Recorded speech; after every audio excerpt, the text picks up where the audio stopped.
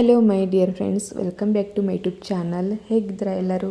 I hope ಎಲ್ಲರೂ ಚೆನ್ನಾಗಿದ್ದೀರಾ ಅಂತ ಅನ್ಕೋತೀನಿ. ನಾನು ಅಷ್ಟೇ ನೋಡಿರಿ, ಸಖತ್ತಾಗಿದ್ದೀನಿ. ಇವತ್ತಿನ ಲಾಗ್ನ ಬಂದು ಬೆಳಗ್ಗಿನ ಸ್ಟಾರ್ಟ್ ಮಾಡೀನಿ. ಸೂರ್ಯ ಉದಯ ಕೂಡ ಆಗೈತಿ. ಸೂರ್ಯ ನೆತ್ತಿ ಮೇಲೆ ಬಂದನಂತಾರಲ್ರಿ, ಆ ಥರ ನೆತ್ತಿ ಮೇಲೆ ಬಂದನ. ರಂಗೋಲಿ ಎಲ್ಲ ಹಾಕಿದಾಯ್ತು. ಇನ್ನು ವಾತಾವರಣ ಭಾಳ ಚಂದ ಕಾಣತಿತ್ತು. ಮನೆ ಹತ್ರ ಗಿಡಗಳೊಂದು ಭಾಳ ಅದಾವಲ್ರಿ, ಹೀಗಾಗಿ ನಮ್ಮ ಮನೆ ಹತ್ರ ಹೆಂಗಂದ್ರೆ ಸಿಕ್ಕಾಪಟ್ಟೆ ಗಿಡಗಳದಾವು. ಸ್ವಲ್ಪ ಏನಾದರೂ ನನಗೆ ಬೇಜಾರಾತಂದ್ರೆ ಈ ಗಿಡಗಳ ಜೊತೆ ಒಂದು 2 ನಿಮಿಷ ಮಾತಾಡಿದ್ರೆ ಸಾಕು, ಅದೇನೋ ಬೇಜಾರಿದ್ರು ಅದ್ರ ಪಾಲಿಗೆ ಅದು ಕಿತ್ಕೊಂಡು ಓಡೋಗ್ಬಿಡ್ತೈತಿ. ಇನ್ನು ಸ್ನಾನ ಅದೆಲ್ಲ ಮುಗಿಸ್ಕೊಂಡು ನಾನು ಬಂದೆ. ಇವತ್ತು ಎದ್ದಿದ್ದು ಕೂಡ ಲೇಟೇ, ಯಾಕಂದ್ರೆ ಸಂಡೇ ಮಕ್ಕಳಿಗೆ ರಜೆ ಎಲ್ಲ ಇರುತ್ತಲ್ರಿ, ಹೀಗಾಗಿ ಆರಾಮಾಗಿ ಒಂದಿನ ನಿದ್ದೆ ಮಾಡಿಬಿಡ್ತೀವಿ ನಾವು. ಇನ್ನು ಮಕ್ಕಳಿಗೆಲ್ಲ ರೆಡಿ ಮಾಡಿ ಕಳಿಸಿ ಆಟ ಆಡೋಕ್ಕೆ ಇನ್ನು ನಾನು ಕೂಡ ರೆಡಿ ಆಗೀನಿ. ಇನ್ನು ಮಕ್ಕಳು ಬಂದು ಬಜ್ಜಿ ಮಾಡಂತ ಕೇಳಾಕತ್ತಿದ್ರೆ, ಮಿರ್ಚಿ ಬಜ್ಜಿ ಮಾಡಂತ ಕೇಳತ್ತಿದ್ರು. ಮೆಣ್ಸಿನ್ಕಾಯಿ ತಂದು ಭಾಳ ದಿನ ಆಗಿತ್ತು, ಮಾಡಿದ್ದೇ ಇಲ್ಲ. ಹಾಗಾದ್ರೆ ಇವತ್ತು ಓಕೆ ಮಾಡೋಣ ಅಂತಂದು ಹಿಟ್ಟನ್ನೆಲ್ಲ ರೆಡಿ ಮಾಡ್ಕೊಂಡೀನಿ. ಅದು ಸ್ವಲ್ಪ ಕಂಡಿರತ್ರಿ ಅಂದ್ರೆ ಅದಕ್ಕೆ ನಾನು ಅದನ್ನು ಸಾಣಿಸೆಲ್ಲ ರೆಡಿ ಮಾಡಿ ಇಟ್ಕೊಂಡೀನಿ. ಇನ್ನು ಈ ಕಡೆ ಬಂದರೆ ಮಿರ್ಚಿ ಬಜ್ಜಿ ಮಾಡೋಕೆ ಮೆಣ್ಸಿನ್ಕಾಯಿ ಬೇಕಲ್ರಿ, ಹೀಗಾಗಿ ಮೆಣ್ಸಿನ್ಕಾಯಿನೂ ಕ್ಲೀನಾಗಿ ತೊಳೆದು ಇಟ್ಕೊಂಡು ಅರ್ಧ ಭಾಗ ಕಟ್ ಮಾಡೀನಿ. ಯಾಕಪ್ಪ ಅಂತ ಹೇಳ್ತೀನಿ, ಈ ಇಡೀ ಮೆಣ್ಸಿನ್ಕಾಯಿನ ನನಗೆ ಹಿಟ್ಟೊಳಗೆ ಏನಾರು ಎದ್ದು ಮಿರ್ಚಿ ಬಜ್ಜಿ ಮಾಡ್ತೇನೆಂದ್ರೆ ನನ್ನ ಕೈಲಿ ಅಸಾಧ್ಯ ರೀ. ಹೀಗಾಗಿ ಸಾಕಷ್ಟು ಸಲ ಬಜ್ಜಿ ಮಾಡಬೇಕಾದ್ರೆ ಭಾಳ ಫೇಲ್ ಆಗೈತಿ. ಹೀಗಾಗಿ ಅದನ್ನ ಅರ್ಧ ಕಟ್ ಮಾಡ್ಕೊತೀನಿ. ನನಗೂ ಹಿಟ್ಟೊಳಗೆ ಅದ್ದಿ ಆರಾಮಾಗಿ ಎಣ್ಣೆ ಒಳಗೆ ಬಿಡೋಕೆ ಹೆಲ್ಪ್ ಆಕೈತಿ. ಈ ಟಿಪ್ಸ್ ನನಗೆ ಗೊತ್ತಿಲ್ಲದಕ್ಕೆ ಸಾಕಷ್ಟು ಸಲ ಮಿರ್ಚಿ ಬಜ್ಜಿ ಮಾಡೋ ಮುಂದೆ ಫೇಲ್ ಆಗೈತಿ. ಹೀಗಾಗಿ ಇನ್ನು ಬಜ್ಜಿ ಮಾಡೋಕ್ಕೆ ಏನೆಲ್ಲ ತೊಗೊಂಡೇನಂತ ತೋರಿಸ್ತೀನಿ ರೀ. ಅದಕ್ಕೆ ಹಾಕಕ್ಕೆ ಇಲ್ಲಿ ಅಚ್ಚ ಖಾರದ ಪುಡಿ ಮತ್ತು ಅರಿಶಿನ ಪುಡಿ ತೊಗೊಂಡಿನಿ. ಆಮೇಲೆ ರುಚಿಗೆ ತಕ್ಕಷ್ಟು ಉಪ್ಪನ್ನ ತೊಗೊಂಡಿನಿ. ಆಮೇಲೆ ಅಡುಗೆ ಸೋಡಾನ ತೊಗೊಂಡಿನಿ. ಅಡುಗೆ ಸೋಡಾ ಸ್ವಲ್ಪ ಅಂದ್ರೆ ಸ್ವಲ್ಪ ಹಾಕಬೇಕಾಕೈತಿ. ಆಮೇಲೆ ಅಜ್ವಾನ್ ತೊಗೊಂಡಿನಿ. ನೋಡಿರಿ, ಅಜ್ವಾನ್ ಮನ್ಯಾಗ ಇದ್ರಕ್ಕಿಲ್ಲ, ಅದಕ್ಕೆ ಕಾರಣಕ್ಕೆ ಬಜ್ಜಿ ಮಾಡೋದು ಇಷ್ಟು ಲೇಟ್ ಆಯಿತು. ಮೆಣ್ಸಿನ್ಕಾಯಿ ತಂದು ಭಾಳ ದಿನ ಆಗೈತಿ. ಇನ್ನು ಅಕ್ಕಿ ಹಿಟ್ಟನ್ನ ತೊಗೊಂಡಿನಿ. 1-2 ಸ್ಪೂನ್ ಅಕ್ಕಿ ಹಿಟ್ಟು ಬೇಕಾಗೈತಿ. ಇನ್ನು ಎಣ್ಣೆನೂ ಕಾಯಕ್ಕೆ ಇಟ್ಕೊಂಡಿನಿ. ಯಾಕಪ್ಪ ಅಂತಂದರೆ ಹಿಟ್ಟು ಕಲಸೋ ಮುಂದೆ ಸ್ವಲ್ಪ ಎಣ್ಣೆ ಬೇಕಾಗೈತಲ್ಲ, ಹೀಗಾಗಿ ಎಣ್ಣೆನೂ ಕಾಯಕ್ಕೆ ಇಟ್ಕೊಂಡಿನಿ ಸ್ವಲ್ಪ. ಇನ್ನು ಅದೆಲ್ಲ ರೆಡಿ ಐತಲ್ಲ, ಹಿಟ್ಟು ಕಲಿಸ್ಬೇಕು. ಹಿಟ್ಟನ್ನು ಹೇಳಿದ್ನೆಲ್ಲ ನಾನು ಸಾಣಿಗೆ ಹಿಡಿಬೇಕಾಕೈತಿ. ಅಂದರೆ ಏನೋ ಗಂಟಿದ್ರೆ ಅವು ಬಿಟ್ಕೊತಾವು. ಆಮೇಲೆ ಇಲ್ಲೇ 1-2 ಸ್ಪೂನಷ್ಟು ನಾನು ಅಕ್ಕಿ ಹಿಟ್ಟನ್ನ ಹಾಕ್ಕೊತೀನಿ. ಅಕ್ಕಿ ಹಿಟ್ಟು ಹಾಕೋದ್ರಿಂದ ಬಜ್ಜಿ ಗರಿ ಬರ್ತಾವೆ, ತುಂಬ ಟೇಸ್ಟ್ ಕೂಡ ಆಗ್ತಾವ್ರಿ. ಇನ್ನು ಈ ಮಿರ್ಚಿ ಬಜ್ಜಿಗೆ ಸ್ವಲ್ಪ ಅಕ್ಕಿ ಹಿಟ್ಟು ಹಾಕಬೇಕಾಕೈತಿ. ಅಂಗಡಿ ಒಳಗೆ ಮಾಡಿರ್ತಾರಲ್ರಿ, ಅದೇ ಟೇಸ್ಟ್ ಬರ್ತಾವೆ. ಆಮೇಲೆ ಇಲ್ಲಿ ಅಚ್ಚ ಖಾರದ ಪುಡಿ ಹಾಕ್ಕೊತೀನಿ. 1-2 ಸ್ಪೂನಷ್ಟು ಅಚ್ಚ ಖಾರದ ಪುಡಿ ತೊಗೊಂಡೆ ನಾ ಇಲ್ಲಿ. ಅದು ನೀಟಾಗಿ ಕಲಿಸ್ಕೊಳ್ರಿ. ಆಮೇಲೆ 1 ಚಿಟಿಕೆಯಷ್ಟು ಅರಿಶಿನ ಪುಡಿನ ಹಾಕ್ಕೊತೀನಿ. ಆಮೇಲೆ ರುಚಿಗೆ ತಕ್ಕಷ್ಟು ಉಪ್ಪನ್ನ ಹಾಕೋಬೇಕಾಕೈತಿ. ಉಪ್ಪನ್ನ ಆದಷ್ಟು ನೀವು ನೋಡ್ಕೊಂಡು ಹಾಕ್ಕೊಳ್ರಿ, ಯಾಕಂದ್ರೆ ಜಾಸ್ತಿ ಆಗಬಾರ್ದಲ್ಲ. ಹೀಗಾಗಿ ಇನ್ನು ರುಚಿಗೆ ತಕ್ಕಷ್ಟು ಉಪ್ಪನ್ನ ಹಾಕ್ಕೊಂಡು ಸ್ವಲ್ಪ ಅಂದ್ರೆ ಸ್ವಲ್ಪ ಸೋಡಾ ಹಾಕ್ಕೋಬೇಕಾಕೈತಿ. ಸೋಡಾನ ಭಾಳ ಹಾಕೋಕೆ ಹೋಗಬೇಡ್ರಿ, ಬಜ್ಜಿ ಅಷ್ಟು ಸರಿಯಾಗಿ ಬರೋಲ್ಲ. ಆಮೇಲೆ ಅಜ್ವಾನ ಹಾಕ್ಕೋಬೇಕಾಕೈತ್ರಿ ನಾವು. ಅಜ್ವಾನ ಸ್ವಲ್ಪ ಕೈ ಒಳಗೆಲ್ಲ ಹಾಕ್ಕೊಂಡು, ಅದು ಸ್ವಲ್ಪ ಸಣ್ಣ ಹಳ್ಳಿ ಇರ್ತಾವೆ, ಅವನ್ನೆಲ್ಲ ಕ್ಲೀನ್ ಮಾಡಿಕೊಂಡು ಕೈ ಒಳಗೆ ತಿಕ್ಕೋಬೇಕಾಕೈತ್ರಿ. ಅವನ್ನ ನೀಟಾಗಿ ಕೈ ಒಳಗೆ ಸ್ವಲ್ಪ ಭಾರ ಹಾಕಿ ಕೈ ಒಳಗೆ ತಿಕ್ಕಾಸ ಹಿಟ್ಟು ಹಾಕಿದ್ರೆ ಸ್ವಲ್ಪ ಅದರದ್ದು ಪರಿಮಳ ಬಿಡತ್ತಲ್ಲ, ಅವಾಗ ಟೇಸ್ಟಾಗಿ ಬರ್ತಾವೆ ಬಜ್ಜಿ. ಮತ್ತು ಹೊಟ್ಟೆದು ಏನಾದರೂ ಒಬ್ಬೊಬ್ಬರಿಗೆ ಇದು ಕಡ್ಲಿ ಹಿಟ್ಟು ಆಗಿ ಬರೋಂಗಿಲ್ಲಲ್ರಿ, ಹೊಟ್ಟೆದೆಲ್ಲ ಏನು ಕೆಡೋಂಗಿಲ್ಲ. ಹೀಗಾಗಿ ಆಮೇಲೆ ಸ್ವಲ್ಪ ಕಾದಿದ ಎಣ್ಣೆನ ಹಾಕ್ಕೋಬೇಕು. 1-2 ಸ್ಪೂನಷ್ಟು ಹಾಕ್ಕೋಬೇಕಾಕೈತಿ. 1-2 ಸ್ಪೂನಷ್ಟು ಕಾದ ಎಣ್ಣೆನ ಹಾಕ್ಕೊಂಡ್ರೆ ಹೇಳಿದ್ನೆಲ್ಲ ಮತ್ತು ಅವು ಗರಿಯಾಗಿ ಬರ್ತಾವೆ. ಅದಕ್ಕೋಸ್ಕರ ಇನ್ನು ಹಿಟ್ಟನ್ನೆಲ್ಲ ಒಂದ್ಸರಿ ಮಿಕ್ಸ್ ಮಾಡ್ಕೋಬೇಕಾಕೈತಿ. ಹಿಟ್ಟು ಅದು ಎಣ್ಣೆ ಎಲ್ಲ ಕೂಡ್ಕೋಬೇಕಲ್ರಿ, ಮೊದಲೇಕೆ ಉಪ್ಪು ಖಾರ ಎಲ್ಲ ಕೂಡ್ಕೋಬೇಕಲ್ಲ. ಹೀಗಾಗಿ ಅದನ್ನ ನೀಟಾಗಿ ಒಮ್ಮೆ ಕೈಯಲ್ಲೇ ಕಲಿಸ್ಕೊಳ್ರಿ. ಕಲಿಸ್ಕೊಂಡಾದ್ಮೇಲೆ ಸ್ವಲ್ಪ ನೀರು ಹಾಕ್ಕೊಂಡು ನೀವು ಬಜ್ಜಿ ಹಿಟ್ಟನ್ನು ಅದಕ್ಕಿಂತ ಕಲಿಸ್ಕೋಬೇಕಾಕೈತಿ. ನೋಡಿಕೊಂಡು ಒಮ್ಮಕ್ಕಳೇ ನೀರು ಹಾಕೋಕೆ ಹೋಗ್ಬೇಡ್ರಿ, ಸ್ವಲ್ಪನೇ ನೀರು ಹಾಕ್ಕೊಂಡು ಹಿಟ್ಟನ್ನು ಕಲಿಸ್ಕೊಳ್ರಿ. ನೋಡಿದ್ರಲ್ಲ ಸ್ನೇಹಿತರೆ, ಈ ಥರ ಕಲಿಸ್ಕೋಬೇಕಾಕೈತಿ. ಸ್ವಲ್ಪ ನೀರು ಹಾಕ್ಕೊಂಡು ಅದನ್ನ ನೀಟಾಗಿ ಒಮ್ಮೆ ಕೈಯಲ್ಲೇ ಕಲಿಸ್ಕೊತೀನಿ ನಾನು. ಇನ್ನೂ ಏನಾದರೂ ನಿಮ್ಗೆ ಸ್ವಲ್ಪ ಗಂಟೆಲ್ಲ ಉಳ್ಕೊಂಡೈತಿ, ನೀಟಾಗಿ ಆಗಿಲ್ಲ ಅಂತಂದರೆ ಏನು ಮಾಡ್ಬೇಕಂತಂದ್ರೆ, ಇದು ಎಗ್ ಕಲಿಸೋದಿರತ್ತಲ್ರಿ, ಅದರಲ್ಲೇ ನಾವು ನೀಟಾಗಿ ಈ ಥರ ಕಲಿಸ್ಕೊಂಬಿಟ್ರೆ ಯಾವುದೇ ರೀತಿ ಗಂಟದು ಏನು ಉಳಿದಿಲ್ಲ. ನಮಗೆ ಹಿಟ್ಟು ಕಲ್ಸಕ್ಕೆ ಬರೋಂಗಿಲ್ಲ ಸ್ವಲ್ಪ ಬಜ್ಜಿ ಹಿಟ್ಟು ಅಂತಂದರೆ ಇದನ್ನು ನೀವು ಟ್ರೈ ಮಾಡಿರಿ. ಬಜ್ಜಿ ಹಿಟ್ಟು ಎಷ್ಟು ನೀಟಾಗಿ ಬರುತ್ತಂತಂದರೆ ಸಖತ್ತು ಬರುತ್ತೆ. ಆರಾಮ್ ಬಜ್ಜಿ ಕೂಡ ಇರ್ತಾವೆ. ನೋಡಿರಲ್ಲ, ಈ ರೀತಿ ಇರಬೇಕು ಹಿಟ್ಟು. ಇಷ್ಟು ತಿಳುವಾಗಿದ್ರೆ ಸಾಕು, ಅತಿ ತಿಳುಗೂ ಇರಬಾರ್ದು, ಅತಿ ಗಟ್ಟಿನೂ ಇರಬಾರ್ದು. ಅಂದರೆ ಮಿರ್ಚಿ ಬಜ್ಜಿ ಪರ್ಫೆಕ್ಟಾಗಿ ಬರ್ತಾವೆ. ನೋಡಿರಲ್ಲ, ಈ ಥರ ಕಲಿಸ್ಕೊಂಡಿನಿ. ಒಂದು 5 ನಿಮಿಷ ಇದನ್ನ ಬಿಟ್ಬಿಡ್ತೀನಿ ನಾನು. 5 ನಿಮಿಷ ಬಿಟ್ಟು ಆಮೇಲೆ ಬಜ್ಜಿ ಮಾಡ್ಕೋಕೆ ಸ್ಟಾರ್ಟ್ ಮಾಡ್ತೀನಿ. ನೋಡಿ ಸ್ನೇಹಿತರೆ, ಇಲ್ಲೇ ಹಿಟ್ಟನ್ನು ಕೂಡ ನೆನೆದೈತಿ. ಮತ್ತು ಎಣ್ಣೆ ಕಾದೈತಿಲ್ಲ ಅಂತ ನೋಡೋಕೆ ಸ್ವಲ್ಪ ಹಿಟ್ಟನ್ನು ನಾನು ಎಣ್ಣೆ ಒಳಗೆ ಹಾಕ್ಕೊತೀನಿ. ಅದೇನಾದರೂ ಕಾದಿತ್ತಂತಂದ್ರೆ ಹಿಟ್ಟು ಮೇಲ್ಗಡೆ ತೇಲ್ತೈತಿ, ಕೆಳಗೆ ಕುಂದ್ರಂಗಿಲ್ಲ. ಆವಾಗ ಪರ್ಫೆಕ್ಟಾಗಿ ಎಣ್ಣೆನೂ ಕಾದೈತಂತ ಅರ್ಥ. ಆಮೇಲೆ ಮೆಣ್ಸಿಕಾಯನ್ನ ಹಿಟ್ಟೊಳಗೆ ನೀಟಾಗಿ ಅದ್ಬೇಕಾಕೈತಿ. ನೀಟಾಗಿ ಅದ್ದಿ ನಾವು ಎಣ್ಣೆ ಒಳಗೆ ಬಿಡಬೇಕಾಕೈತಿ. ಹೇಳಿದ್ನೆಲ್ಲ ಸ್ವಲ್ಪ ಮೆಣ್ಸಿಕಾಯಿ ಕಟ್ ಮಾಡಿಕೊಂಡ್ರೆ ನಮ್ಗೆ ಮಿರ್ಚಿ ಬಜ್ಜಿ ಮಾಡೋಕೆ ಹೆಲ್ಪ್ ಆಕೈತಿ. ಇಲ್ಲಂತಂದ್ರೆ ಅದು ಮೆಣ್ಸಿಕಾಯಿ ಬಜ್ಜಿ ಭಾಳ ದೊಡ್ಡದಿರತ್ರಿ. ಅದು ನಾವು ಹಿಟ್ಟೊಳಗೆ ಅದ್ದಿ ವಾಪಸ್ ಅದನ್ನ ಎಣ್ಣೆ ಒಳಗೆ ಬಿಟ್ಕೊಂಡು ಬಜ್ಜಿ ಮಾಡ್ತೀವಿ ಅಂದ್ರೆ ಅಸಾಧ್ಯ ಅಂತಲೇ ಹೇಳ್ತೀನಿ. ಸಾಕಷ್ಟು ಬರೀ ಫೇಲ್ ಆಗೈತೆ ಹೇಳ್ಬೇಕಂತಂದ್ರೆ. ಆ ರೀತಿ ನಾವು ಮಾಡ್ಬೇಕಂತಂದ್ರೆ ಆವಾಗ ಈ ಟಿಪ್ಸ್ ಗೊತ್ತಾಯ್ತು ನನಗೆ. ಆವಾಗಿಂತ್ರನೇ ಈ ಥರ ಮಾಡ್ತೀನಿ, ಕರೆಕ್ಟಾಗಿ ಬರ್ತಾವೆ ಮತ್ತು ಟೇಸ್ಟಾಗಿ ಕೂಡ ಬರ್ತಾವೆ. ಇನ್ನು ಗ್ಯಾಸನ್ನು ಆದಷ್ಟು ಸ್ಲಿಮ್ ಒಳಗೆ ಇಟ್ಕೊಂಡು ಬಜ್ಜಿ ಮಾಡ್ಕೊಳ್ರಿ. ಒಂದು ಮಖಕ್ಕೆ ಸಿಡಿದಂತಂದು ಹೆದರಿಕೆ. ಇನ್ನೊಂದು ಏನಪ್ಪ ಅಂತಂದ್ರೆ ನಾವು ಸ್ಪೀಡ್ ಒಳಗೆ ಇಟ್ಕೊಂಡು ಬಜ್ಜಿ ಮಾಡ್ಕೊತೀವಿ ಅಂತಂದ್ರೆ, ಸ್ವಲ್ಪ ಹೈ ಒಳಗೆ ಇಟ್ಕೊಂಡು ಬಜ್ಜಿ ಮಾಡ್ಕೊತೀವಿ ಅಂತಂದ್ರೆ ಅದು ಮೇಲ್ಗಡೆ ಎಲ್ಲ ಕಪ್ಪು ಆಗ್ತಿರತ್ತೆ ಕರೆ ಬಜ್ಜಿ, ಆದರೆ ಒಳಗಡೆ ಏನು ಹಿಟ್ಟು ಬೆಂದಿರೋದಿಲ್ಲ, ಹಾಗೆ ಇರತ್ತೆ, ಹಸಿನೇ ಇರತ್ತೆ ಹಿಟ್ಟು. ಆವಾಗ ಬಜ್ಜಿ ಕೂಡ ಟೇಸ್ಟಾಗಿ ಬರೋಂಗಿಲ್ಲ. ಅದಕ್ಕೆ ಸ್ವಲ್ಪ ಮೀಡಿಯಮ್ ಒಳಗೆ ಇಟ್ಕೊಂಡು ಬಜ್ಜಿನ ಸ್ವಲ್ಪ ಲೇಟ್ ಆದರೂ ಪರವಾಗಿಲ್ಲ ನೀಟಾಗಿ ಅದನ್ನ ಫ್ರೈ ಮಾಡ್ಕೋಬೇಕಾಗೈತಿ. ಆವಾಗ ಟೇಸ್ಟಾಗಿ ಬರ್ತಾವೆ. ನೋಡಿದ್ರೆಲ್ಲ ಎಷ್ಟು ಕರೆಕ್ಟಾಗಿ ಬಂದು ಅಂತಂದು. ಅತಿಯಾಗಿ ಭಾಳ ಒಮ್ಮಕ್ಕಳೇ ಭಾಳಷ್ಟು ಹಾಕೋಕೆ ಹೋಗ್ಬೇಡ್ರಿ. ಒಂದು 2 3 4 ಹಾಕ್ಕೊಂಡು ಈ ಥರ ಬಜ್ಜಿ ಮಾಡ್ಕೊಳ್ರಿ. ಅಂಗಡಿ ಒಳಗೆ ಯಾವ ಥರ ಟೇಸ್ಟ್ ಬರ್ತಾವೆ ನೋಡಿರಿ, ಅದೇ ರೀತಿನ ಟೇಸ್ಟಾಗಿ ಮಸ್ತಾಗಿ ಬರ್ತಾವೆ ಬಜ್ಜಿ. ಇನ್ನು ಇದೇ ರೀತಿನ ಉಳಿಕೆದ ಮೆಣ್ಸಿನ್ಕಾಯಿ ಎಲ್ಲ ಮಾಡ್ಕೊತೀನಿ ನಾನು. ಇನ್ನು ಸ್ನೇಹಿತರೆ, ಸ್ವಲ್ಪ ಅಡುಗೆ ಮಾಡ್ಕೊತ ನಿಮ್ಮ ಜೊತೆ 1-2 ಮಾತುಗಳನ್ನ ಶೇರ್ ಮಾಡ್ಕೋಬೇಕಂತ ಅಂದ್ಕೊಂಡೀನಿ. ಏನಪ್ಪ ಅಂತಂದ್ರೆ, ಒಂದಿಷ್ಟು ನಮ್ಮ ಜೀವನದಾಗ ಇನ್ನು ಮನುಷ್ಯರಾಗಿ ಹುಟ್ಟಿರ್ತೀವಿ ಅಂತಂದಮೇಲೆ ನಮಗೆ ಕಷ್ಟ ಒಂದು ಕಡೆ ಆದ್ರೆ ಸುಖ ಒಂದು ಕಡೆ ಇರತ್ತೆ. ಹಂಗೆ ಎಲ್ಲ ಬ್ಯಾಲೆನ್ಸ್ ಆಗ್ತಿರತ್ತೆ. ಇನ್ನು ನಮ್ಗೆ ಒಂದಿಷ್ಟು ಕಷ್ಟಗಳು ಬರ್ತಿರ್ತಾವಂತಂದ್ರೆ ಯಾವ ರೀತಿ ಬರ್ತಾವಂತಂದ್ರೆ ಅದನ್ನ ಊಹೆ ಮಾಡ್ಕೋಕ್ಕೂ ಸಾಧ್ಯ ಇರೋದಿಲ್ಲ. ಆ ಥರ ಎಲ್ಲ ಪ್ರಾಬ್ಲಮ್ಸ್ ಬರ್ತಿರ್ತಾವೆ. ಯಾಕೆ ಬರ್ತಿರ್ತಾವೆ ಅದಕ್ಕೆ ಏನು ರೀಸನ್ ಗೊತ್ತಿರೋಂಗಿಲ್ಲ. ಒಮ್ಮಕ್ಳಿಗೆ ಬೆಳಗ್ನ ಬಂದದು ಅಪ್ಪಳಿಸ್ದಾಗ ಗೊತ್ತಾಗೋದು ಮನುಷ್ಯ ಹೆಂಗೆ ಅದರಿಂದ ಎದ್ದು ಬರ್ತಾನಂತಂದು. ಇನ್ನು ಪ್ರಾಬ್ಲಮ್ಸ್ದು ಒಂದು ಕತೆ ಆದ್ರೆ ನಾವು ನಂಬಿದಂಥ ಜನರ ಒಂದು ಪ್ರಾಬ್ಲಮ್ ಆಗಿಬಿಟ್ರೆ ಅದನ್ನು ಯಾವ ರೀತಿ ಮಾತಾಡಬೇಕು, ಅದರಿಂದ ಯಾವ ಥರ ನಾವು ಹೊರಗೆ ಬರಬೇಕು, ಅದನ್ನ ಯಾವ ರೀತಿ ಪ್ರಾಬ್ಲಮ್ನ ನಾವು ಬಗೆಹರಿಸ್ಬೇಕು ಅನ್ನೋದು ಒಮ್ಮೆ ಒಂದು ಯಕ್ಷ ಪ್ರಶ್ನೆಯಾಗಿ ಉಳಿದ್ಬಿಡ್ತೈತಿ. ಈ ರೀತಿ ಒಂದು ಪರಿಸ್ಥಿತಿ ಒಳಗೆ ಯಾವ ಥರ ಹೊರಗೆ ಬರ್ಬೇಕು ನಾವು, ಅಂಥ ಪ್ರಾಬ್ಲಮ್ಗಳಿಂದ ನಾವು ಯಾವ ಥರ ಮುನ್ನೆಚ್ಚರಿಕೆ ಕ್ರಮಗಳನ್ನ ಯಾವ ರೀತಿ ತೊಗೋಬೇಕಂತ ಅನ್ಕೊತೀನಿ. ಯಾಕಂದ್ರೆ ನಾವು ನಂಬಿದಂಥ ಜನನ ನಮಗೆ ಒಂಥರ ಮೋಸ ಮಾಡ್ತಿರ್ತಾರೆ. ಎಷ್ಟು ಕೆಟಗರಿ ಇರ್ತಾವಂತಂದ್ರೆ ಅಂಥ ಮನುಷ್ಯರಂತಲಿ ಒಂದೊಂದು ಮನುಷ್ಯರಂತೇಳಿ ಒಂದೊಂದು ಬುದ್ಧಿ ಕಲಿತೀವಿ ನಾವು. ಭೂಮಿ ಬಂದಿದ್ದೀವಿ ಅಂತಂದಮೇಲೆ ಒಂಥರ ಬುದ್ಧಿ ಕಲಿಯೋಕೆ, ಆದರೆ ನಾವು ನಂಬಿದಂಥ ಜನರ ನಮಗೆ ಬುದ್ಧಿ ಕಲಿಸ್ತಿರ್ತಾರೆ. ಯಾವ ರೀತಿ ಅಂತಂದ್ರೆ ಸಾಕಷ್ಟು ನಂಬಿರ್ತೀವಿ, ಒಂದು ನಂಬಿಕೆ ದ್ರೋಹ ಮಾಡ್ತಾರಲ್ರಿ, ಅದನ್ನು ನಮ್ಗೆ ಅರ್ಗಿಸ್ಕೊಳಕ್ಕೂ ಸಾಧ್ಯ ಆಗ್ತಿರೋಂಗಿಲ್ಲ. ಹೀಗಾಗಿ ಆದಷ್ಟು ಅಂಥ ವ್ಯಕ್ತಿಗಳನ್ನು ಯಾವ ರೀತಿ ನಾವು ಮೇಂಟೈನ್ ಮಾಡಬೇಕು, ಅವ್ರನ್ನ ಯಾವ ರೀತಿ ಇಡಬೇಕು. ಯಾಕೆ ಹೇಳಕತ್ತೀನಪ್ಪ ಈ ಮಾತು ಅಂತಂದ್ರೆ, ಅವ್ರನ್ನ ನಾವು ಬಿಡೋಕೆ ಆಗ್ತಿರೋದಿಲ್ಲ. ಯಾಕಂದ್ರೆ ಯಾವುದೋ ಒಬ್ಬ ವ್ಯಕ್ತಿನ ಕಡೆಯಿಂದ ನಮಗೆ ನೋವಾಗೈತಿ, ಅವ ಅಪರಿಚಿತ ಅಂತಂದ್ರೆ ಬಿಟ್ಟು ಬಿಡ್ಬೋದು. ಇವರು ನಮಗೆ ಭಾಳ ಬೇಕಾದವ್ರು ಇರ್ತಾರೆ, ಭಾಳ ಇಂಪಾರ್ಟೆಂಟ್ ವ್ಯಕ್ತಿಯಾಗಿರ್ತಾರೆ. ಇವರು ನಮ್ಮ ಜೀವನದಾಗ ಇರಬೇಕಾಗಿರ್ತೈತಂತ ಒಂದು ಸನ್ನಿವೇಶ ಇದ್ದಾಗ ಇವ್ರನ್ನ ಯಾವ ರೀತಿ ನಾವು ಮೇಂಟೈನ್ ಮಾಡಬೇಕಂತಂತಂದ್ರೆ ಅದಕ್ಕೊಂದಿಷ್ಟು ಸಲಹೆಗಳನ್ನು ಕೊಡ್ತೀನಿ. ಈ ಸಲಹೆಗಳು ನಿಮ್ಗೆ ಏನಾದರೂ ಹೆಲ್ಪ್ ಆಗ್ಬೋದು ಅಂತ ಅನ್ಕೊತೀನಿ. ಇನ್ನೂ ಏನಾದರೂ ಇದ್ದರೆ ನೀವು ನಮ್ಗೆ ಕಮೆಂಟ್ ಬಾಕ್ಸ್ ಒಳಗೆ ತಿಳಿಸ್ರಿ, ನಾನು ಅದನ್ನ ಅಳವಡಿಸ್ಕೊಳ್ತೀನಿ.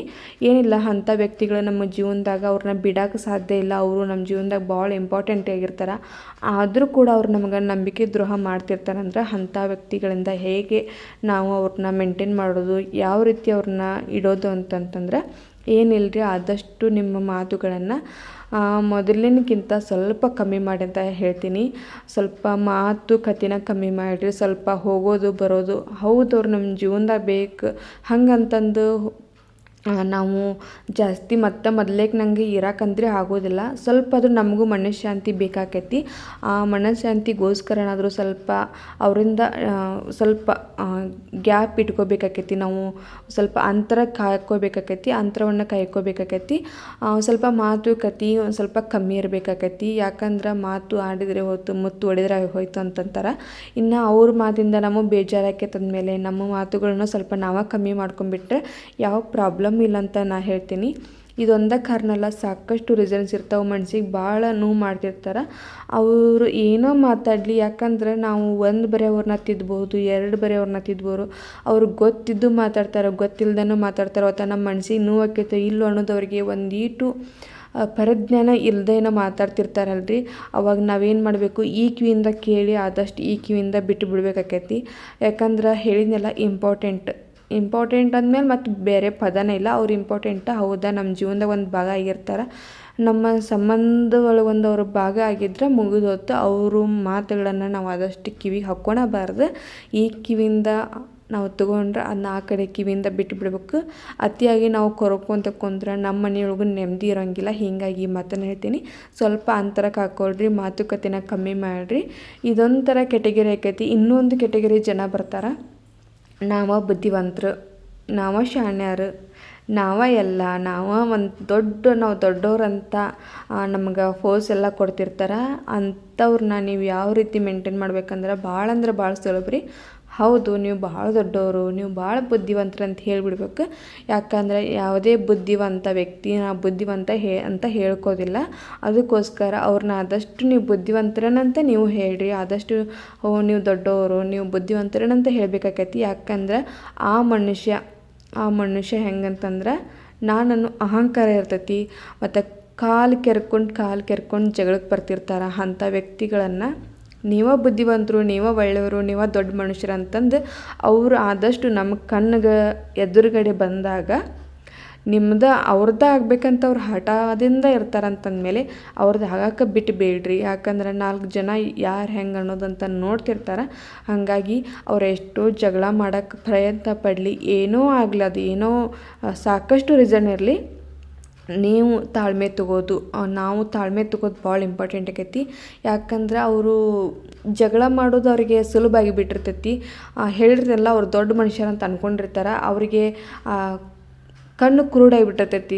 ಸುತ್ತಲಿನ ಪ್ರಪಂಚ ನೋಡೋಕೆ ಅವ್ರಿಗೆ ಕಣ್ಣು ಕುರುಡಾಗಿಬಿಟ್ಟಿರ್ತೈತಿ. ಯಾಕಂದ್ರೆ ಆ ವ್ಯಕ್ತಿ ತನ್ನನ್ನು ತಾನಷ್ಟು ನೋಡ್ತಿರ್ತಾನೆ.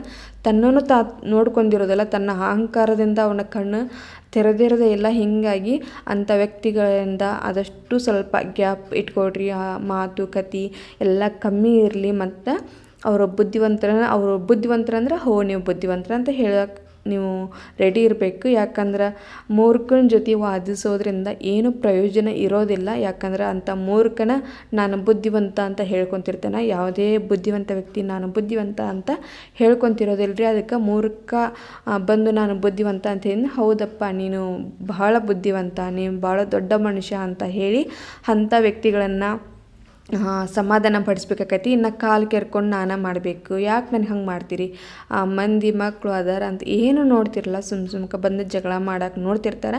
ಆ ಟೈಮಲ್ಲಿ ಆರಾಮಾಗಿ ನೀವು ಸ್ವಲ್ಪ ಸೈಡ್ಗೆ ಸರ್ಕೊಂಬಿಟ್ರೆ ನಿಮ್ಮ ಮರ್ಯಾದೆನೂ ಉಳಿತೈತಿ. ಇಲ್ಲಪ್ಪ ಅಂತಂದ್ರೆ ಅವರು ತಮ್ಮ ಮರ್ಯಾದೆ ಅಂತ ಅವ್ರಿಗೆ ಗೊತ್ತಿರೋಂಗಿಲ್ಲ. ಇನ್ನು ನಿಮ್ಮ ಮರ್ಯಾದೆನೂ 3 ಕಾಸಿಗೆ ರಾಜ ಹಾಕ್ಕೊಂಡು ಬಂದುಬಿಡ್ತಾರೆ. ಅದಕ್ಕೋಸ್ಕರನ ನಿಮಗೆ ತಾಳ್ಮೆ ಅನ್ನೋದು ಇರಬೇಕಾಕೈತಿ. ನಮಗೆ ತಾಳ್ಮೆ ಅನ್ನೋದಿತ್ತಂದ್ರೆ ಒಂದು ವೇಳೆ ನಾವು ದೊಡ್ಡ ವ್ಯಕ್ತಿ ಆಗ್ಬೋದು ಅಂತ ಹೇಳ್ತೀನಿ. ಇಷ್ಟೇ. ನಮ್ಮ ಮನಸ್ಸಿಗೆ ಸಮಾಧಾನ ಬೇಕಂತಂದ್ರೆ ಒಂದಿಷ್ಟು ನಾವು ಇದನ್ನೆಲ್ಲ ಫಾಲೋ ಮಾಡಬೇಕಾಕೈತ್ರಿ. ಹೇಳ್ಬೇಕಂದ್ರೆ ಅಂಥ ಜನಗಳಿಂದ ಆದಷ್ಟು ಗ್ಯಾಪ್ ಇಟ್ಕೋದು ಒಳ್ಳೆಯದು. ಇನ್ನು ನಾಯಿ ಬಾಲ ನಾವು ಏನಾದರೂ ಸೀದಾ ಮಾಡೋಕೆ ಹೋಗ್ತೀವಂತಂದ್ರೆ, ಯಾಕಂದರೆ ಇಂಥ ವ್ಯಕ್ತಿಗಳನ್ನ ನಾವು ಎಷ್ಟೊತ್ತು ತಿದ್ದಕ್ಕೆ ಪ್ರಯತ್ನ ಪಟ್ಟರು ತಿದ್ದಕ್ಕೆ ಆಗೋದಿಲ್ಲ. ಯಾಕಂದ್ರೆ ಅವರು ಒಂದು ಅಹಂಕಾರ ಅವ್ರನ್ನ ಕಣ್ಣು ಮುಚ್ಚಿಸಿಬಿಟ್ಟಿರ್ತೈತಿ. ಅವರು ಏನೋ ಅಂತ ಗೊತ್ತಿರೋದಿಲ್ಲ. ಹಿಂಗೆ ಇರಬೇಕಾದಾಗ ನಾವು ಏನು ಮಾಡ್ಬೇಕಾಕೈತಿ, ನಾಯಿ ಬಾಲಕ್ಕೆ ನಾವು ಏನು ಕಟ್ಟಿರೋ ಆಗಿನ ಪೂರ್ತಿ ಕಷ್ಟದು ಸ್ಟೇಡ್ ಇರುತ್ತೆ. ಅದು ಮತ್ತೆ ಬಿಚ್ಚಿದ್ರೆ ಅದು ಮತ್ತು ನಾಯಿ ಬಾಲ್ ಡೊಂಕನ ನಾವು ಅಂಥ ವ್ಯಕ್ತಿಗಳನ್ನು ನಾವು ತಿದ್ದಕ್ಕೆ ಪ್ರಯತ್ನ ಪಡಬಾರ್ದು. ನಾವೇನಾದರೂ ಅಂಥವ್ರನ್ನ ತಿದ್ದಕ್ಕೆ ಪ್ರಯತ್ನ ಪಡ್ತೀವಂತಂದ್ರೆ ನಾವು ಮೊದಲಿಗೆ ಮೂರ್ಖರಾಗಿರ್ತೀವಿ ಅಂತ ಅರ್ಥ ಆಗಿರ್ತೈತಿ. ಇದೊಂದು ನೀವು ಅಳವಡಿಸ್ಕೊಳ್ರಿ. ಇನ್ನೊಂದು ಏನಂತಂದ್ರೆ ಆದಷ್ಟು ಎಲ್ಲರಿಗೂ ಮಾತು ಕೊಡೋದನ್ನು ಕಮ್ಮಿ ಮಾಡಿರಿ. ನನ್ನ ಕೈಲಿಂದ ಆಗ್ತೈತಿ, ಏನು ತಂದು ಕೊಡಬೇಕಾ, ತಂದು ಕೊಡ್ತೀನಿ, ಇದೇನು ಬೇಕಾ ಆಗ್ತೈತಿ, ಏನು ಮಾಡಿಕೊಡ್ಬೇಕಾ ಕೆಲಸ, ಇದೆಲ್ಲ ಕಮ್ಮಿ ಮಾಡಬೇಕಾಕೈತಿ ನಾವು. ಯಾಕಂತಂದ್ರೆ ಎಲ್ಲ ಟೈಮ್ನೊಳಗೂ ನಾವು ಎಲ್ಲ ಒಂದೇ ರೀತಿ ಇರೋಕ್ಕಾಗೋಲ್ಲ. ಯಾಕಂದ್ರೆ ನಮಗೂ ಒಂದು ಫ್ಯಾಮ್ಲಿ ಅಂತ ಇರತ್ತಿ, ಹಸ್ಬೆಂಡು ಮಕ್ಕಳು ಎಲ್ಲ ಇರ್ತಾರೆ. ಎಲ್ಲ ಸಿಚುವೇಶನಲ್ಲೂ ಅವ್ರಿಗೋಸ್ಕರ ನಾವು ಅವರೆಷ್ಟೋ ನಮ್ಮನ್ನ ತಿರಸ್ಕಾರ ಮಾಡ್ತಾರೆ, ಅವಮಾನಗಳನ್ನ ಮಾಡ್ತಾರೆ, ಮನಸ್ಸಿಗೆ ಘಾಸಿಗೊಳಿಸ್ತಾರೆ, ನಮ್ಮನ್ನ ಹೀನಾಯವಾಗಿ ಕಾಣ್ತಾರೆ. ಅಂತಂದ್ರೂ ಅವರೇ ಬೇಕಂತ ಹೋಗ್ತಿರ್ತೀವಿ. ಅದೆಲ್ಲ ಮುಗೀತು ಒಂದು ಕತೆ. ಒಂದು ಕಾಲ ಇತ್ತದು, ಒಂದು ಘಟ್ಟ ಮುಗಿದ ಮೇಲೆ ನಾವು ಬದಲಾಗಬೇಕಾಕೈತಿ. ಇನ್ನು ಮಾತು ಕೊಡೋದನ್ನು ನಾವು ಕಮ್ಮಿ ಮಾಡಬೇಕಾಕೈತಿ. ಆದಷ್ಟು ನಾವು ನಮ್ಮ ಮನೆ, ನಮ್ಮ ಫ್ಯಾಮ್ಲಿ ಅಂತ ನೋಡಬೇಕಾಕೈತಿ. ಆ ಒಂದು ಟೈಮ್ನಲ್ಲಿ ಎಲ್ಲದಕ್ಕೂ ಮಾತು ಕೊಡೋದು, ಎಲ್ಲದಕ್ಕೂ ಸರಿ ಅಂತ ಒಪ್ಕೋದನ್ನು ಬಿಡಬೇಕಾಕೈತಿ. ಆದಷ್ಟು ನನ್ನ ಕೈಲಿ ಆಗೋದಿಲ್ಲ, ಯಾವುದೋ ಒಂದು ಕೆಲಸ ಆಗಲಿ, ನಿಮಗೇನಾದರೂ ಸಾಧನೆ ಮಾಡಬೇಕಾಕೈತೆ, ನನ್ನ ಕೈಲಿ ಆಗೋದಿಲ್ಲ ಅನ್ನೋ ಮಾತು ಬರಬಾರ್ದು.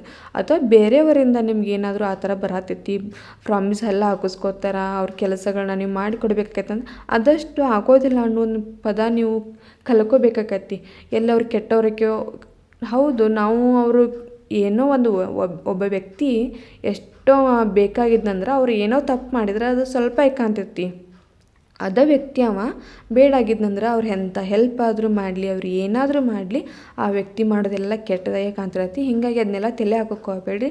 ಆದಷ್ಟು ನನ್ನ ಕೈಲಿ ಆಗೋದಿಲ್ಲ, ಇದು ನನ್ನ ಕೈಲಿ ಆಗೋದಿಲ್ಲ, ನನಗೆ ಕೆಲಸ ಐತಿ ಅನ್ನೋದೊಂದು ಮಾತನ್ನು ನಿಮ್ಮ ಜೀವನದಾಗ ಏನಾದರೂ ಅಳವಡಿಸ್ಕೊಂಡ್ರೆ ಆರಾಮಾಗಿ ನೀವು ನಿಮ್ಮ ಮಕ್ಕಳ ಜೊತೆ, ನಿಮ್ಮ ಹಸ್ಬೆಂಡ್ ಜೊತೆ ಅಥವಾ ನಿಮ್ಮ ವೈಫ್ ಜೊತೆ ನೀವು ಆರಾಮಾಗಿ ಒಂದು ಜೀವನನ, ಸುಂದರವಾದ ಜೀವನನ ನಡೆಸ್ಬೋದು.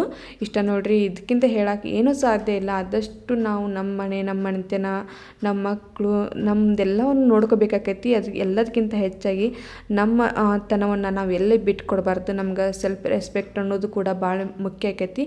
ಯಾಕಂದರೆ ನಾವೋ ಒಂದು ನಮಗೆ ರೆಸ್ಪೆಕ್ಟ್ ಕೊಡಲಿಲ್ಲ, ಅವ್ರು ಎಷ್ಟು ಹೀನಾಯವಾಗಿ ಕಾಣ್ತಾರೆ ಅಂದ್ರೆ ಅವ್ರು ಬಿಟ್ಟು ನಮ್ಗೆ ಗತಿನೇ ಇಲ್ಲ. ಹೌದು, ನಮಗೆ ಅವ್ರು ಇಂಪಾರ್ಟೆಂಟ್, ಅಷ್ಟಾದರೂ ಅವ್ರು ಬಿಟ್ಟು ನಮ್ಗೆ ಗತಿನೇ ಇಲ್ಲ ಅಂತಂದು ಪದೇ ನಾವು ಅವ್ರನ್ನ ಹಿಂದೆ ಹೊಂಟೀವಿ ಅಂತಂದ್ರೆ ಮೊದ್ಲಿಗೆ ನಾವು ನಮಗೆ ಬೆಲೆ ಕೊಡಲಿಲ್ಲ ಅಂದ್ರೆ ಇನ್ನು ಅವ್ರೇನು ನಮಗೆ ಬೆಲೆ ಕೊಡ್ತಾರೆ. ಮೊದ್ಲಿಗೆ ನಾವು ನಮಗೆ ಬೆಲೆ ಕೊಡೋದನ್ನು ಕಲ್ಕೋಬೇಕಾಕೈತಿ ಸ್ನೇಹಿತರೆ. ಹೀಗಾಗಿ ಆದಷ್ಟು ಸೆಲ್ಫ್ ರೆಸ್ಪೆಕ್ಟ್ ಅನ್ನೋದು ಭಾಳ ಮುಖ್ಯ ಆಕೈತಿ. ನಮಗೆ ನಾವು ಗೌರವ ಕೊಟ್ಕೋಬೇಕು, ನಮ್ಮ ಮಕ್ಕಳಿಗೆ ನಾವು ಗೌರವ ಕೊಡಬೇಕು. ಮತ್ತು ಆದಷ್ಟು ಮಕ್ಕಳಿಗೆ ಒಳ್ಳೆಯ ವಿದ್ಯಾಬುದ್ಧಿ ಆದಷ್ಟು ಈಗ ಹೇಳ್ಕೊಳ್ರಿ.